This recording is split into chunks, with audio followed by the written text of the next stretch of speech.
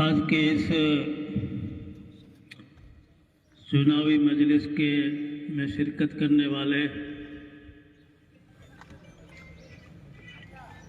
और मजलिस के असल हीरो राम प्रकाश संघानी साहब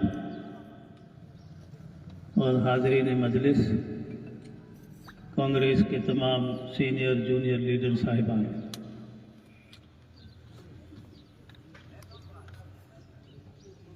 चुनाव का दौरा है। आदमी वोट करते वक्त 3 बातों का ख्याल रखता है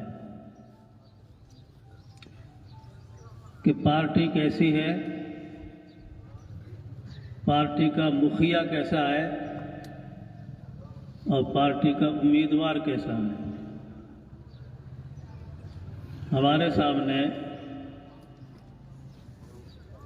पार्टी जिसको हम 70 सालों से वोटिंग करते आए हैं, वो दुनिया की बहुत बड़ी पार्टी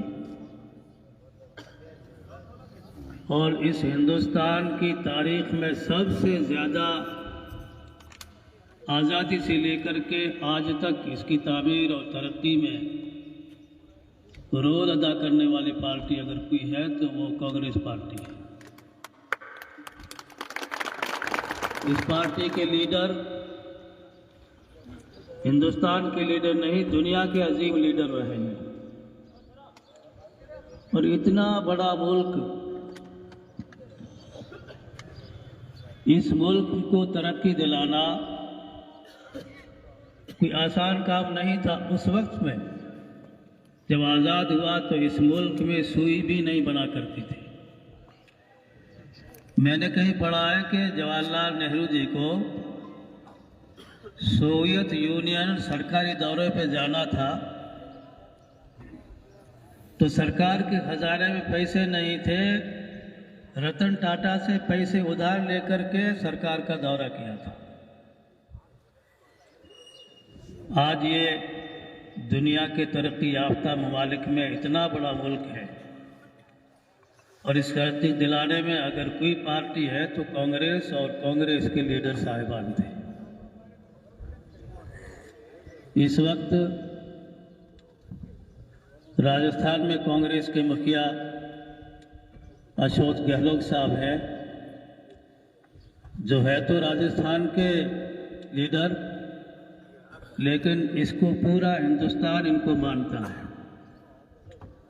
आप जहां भी जाइएगा अशोक गहलोत का जिक्र जरूर आएगा।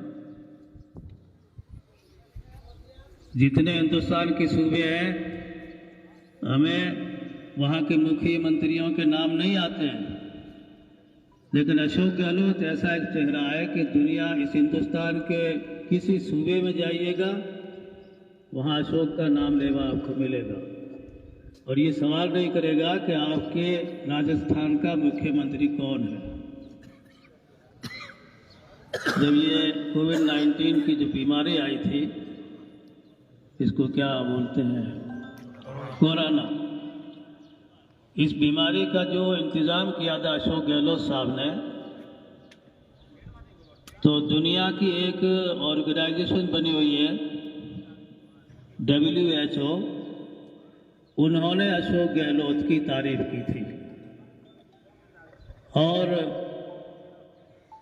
हमारे प्रधानमंत्री नरेंद्र मोदी जैसा घमंडी प्रधानमंत्री, वो भी अशोक गहलोत साहब की तारीफ करने के लिए मजबूर हो गया था।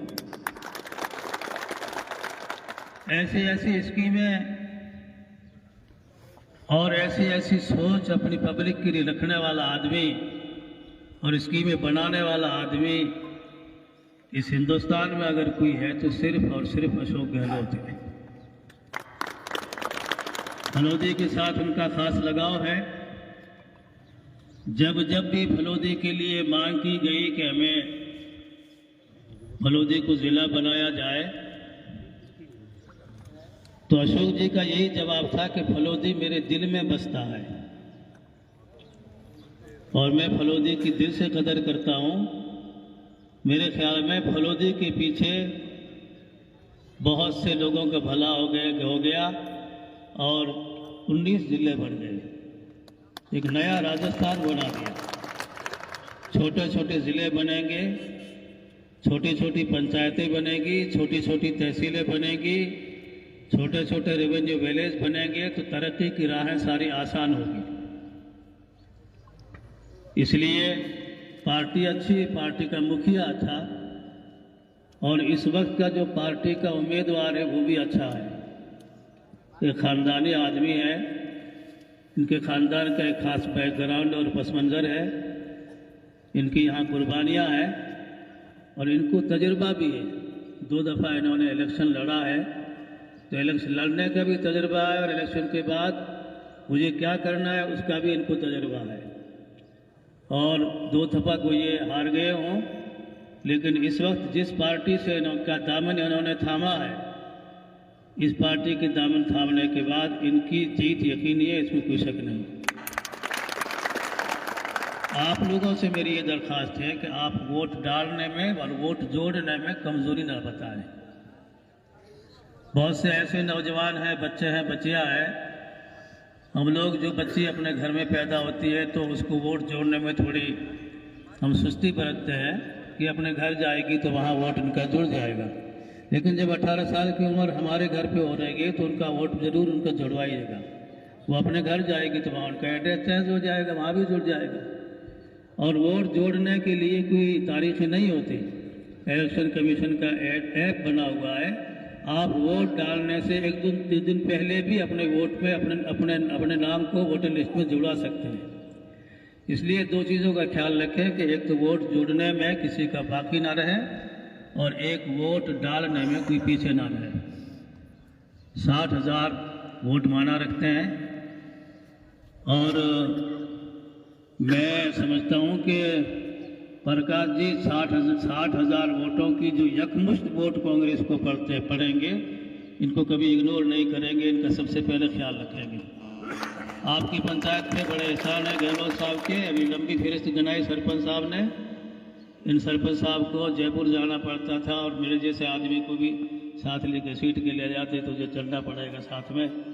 और जब हमारे नुमाइंदे प्रकाश जी बन जाएंगे तो जयपुर के चक्कर कम पड़ जाएंगे, ज़रूरत नहीं रहेगी, जयपुर के काम सारे ये कर लेंगे। इसलिए जो काम अधूरे हैं, और काम तो अधूरे रहेंगे, क़यामत तक काम पूरे वाले नहीं हुआ करते हैं, लेकिन काफ़ी काम सारे अधूरे हैं सारी पंचायतों में, इसलिए वो काम भी पूरे होंगे।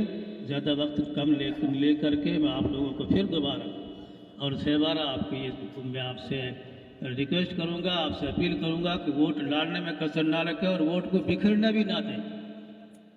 दूसरी भी उम्मीदवार हैं, एक RLP से उम्मीदवार है, ये समझ करके साहब हमारी कम्युनिटी का उम्मीदवार है, अगर जीत जाता है तो कोई शक नहीं, लेकिन खाली वोट को आप ज़ाय करके अपने वोट बैंक को बिखेरने में अपनी नासमझी का सबूत ना दें। वोट एक जगह दे जहाँ जीत की भी हो और जहाँ वोट की कदर भी हो। RLP के उम्मीदवार, क्या मैंने अभी एक दिन वीडियो सुना था उनका, अशोक गहलोत साहब की एक सोच है, बल्कि पूरे इस हिंदुस्तान में जितने भी सेकुलर जो ताकतें जिनके पास हुकूमत रही है, उनकी सोच है कि हिंदुस्तान का हर बाशिंदा तरक्की पाए। कांग्रेस ने एक कमीशन तय किया था और उसमें ये सारी कि कौन कौन क्या है, कौन बैकवर्ड है, कौन पसमानदा है, कौन क्या कोच क्या है, सच्चर कमेटी के नाम से कमेटी भी बनाई। तो सबसे पसमानदा अगर किसी को पाया तो मुसलमान को पाया, और उनकी हालत सबसे ज़्यादा अबतर पाई हिंदुस्तान में। उन्होंने एक कमेटी बना करके इस पर गौर शुरू किया और कांग्रेस की सोच है कि इस हिंदुस्तान को तरक्की याफ्ता ममालिक में शामिल करने के लिए 20% को 22% को नज़रअंदाज रखेंगे तो फिर ये तरक्की याफ्ता कैसे बनेगा। एक एक आदमी जब तरक्की पा लेगा तो फिर तरक्की याफ्ता बनेगा। तो तरक्की के लिए सोचती है कि माइनॉरिटी भी तरक्की पाए, इनके बच्चे भी पढ़े, इनको अच्छा रोजगार मिले, इनका गांव हर गांव जो है स्कूल से जुड़ा है, इनका हर गांव बिजली से जुड़े, इनका हर गांव रोड से जुड़े, और सारी तरक्याती प्रोग्राम जो दुनिया में चलते रहे, हिंदुस्तान में चल रहे हैं, वो हर घर तक पहुँचे, मुसलमान के घर भी पहुँचे और SC ST के घर भी पहुँचे, हर घर पे पहुँचे। ये कांग्रेस की सोच है, वो किसी को इग्नोर नहीं करते BJP की तरह। BJP भी एक यूनुस खां एक मिनिस्टर थे, फुल पावर मिनिस्टर है, बेचारों को उनको टिकट भी नहीं दिया। और एक बहुत बड़ा नाम है बीजेपी में मुख्तार अब्बास नकवी, आपने सुना होगा। उन्होंने उन बीजेपी से कुर्बत हासिल करने के लिए, उनकी नज़दीकियाँ हासिल करने के लिए, उनकी चापलूसी के लिए सब कुछ कुर्बान कर दिया, अपना ईमान भी बेच दिया, लेकिन आजकल वो हाशिए पे उनका नाम भी नहीं आता है। इसलिए जिस पार्टी में जिस कोई कदर ना हो, जाहिर बात है वहाँ जाने की कोई ज़रूरत ही नहीं है। और वो कहते हैं हमें मुसलमान की ज़रूरत ही नहीं है, जब ज़रूरत पड़ेगी तो हम सोचेंगे, हमारा काम तो गैर मुसलमानों के बन रहा है। कांग्रेस की सोच है कि सबके लिए। आरएलपी के जो अभी लीडर हैं उनकी भी मैंने एक वीडियो सुना, उन्होंने कहा कि अशोक गहलोत साहब मुसलमानों की बहुत बात करते हैं। मैं अशोक गहलोत को मशवरा देता हूं कि अगर इतने बड़े मुसलमानों के लिए आप सीरियस, तो फिर आपको पाकिस्तान चले जाना चाहिए। ये उनकी एक क्लिप आई है, BBC से आई है। ऐसे लोग भी जो है उनसे भी क्या आप खैर की और अच्छी तवक्को रख सकते हैं उनके उम्मीदवारों से। इसलिए हमारे लिए अगर कोई जमात है, हमारे लिए नहीं, पूरे हिंदुस्तानियों के लिए अगर कोई जमात है जो कानून को बचाएगी, जो जमहूरियत को बचाएगी, जो आइन को, दस्तूर को बचाएगी, तो सिर्फ और सिर्फ कांग्रेस है। एक मुट्ठी सबको जो है वोट करना है और प्रकाश जी को 30 से लेकर के 40,000 के बीच से वोट दे करके इनको यहाँ से कामयाब बनाने का, ये हम लोगों को यहाँ से हाथ करके उठना है। काम होंगे, बहुत सारे काम होंगे, खूब काम होंगे। अशोक गहलोत की सरकार का आना शर्त है, अगर सरकार नहीं आई तो कुछ नहीं होगा। जो स्कीमें अशोक गहलोत ने चलाई वो भी बंद कर देंगे लोग। जय हिंद, जय कांग्रेस।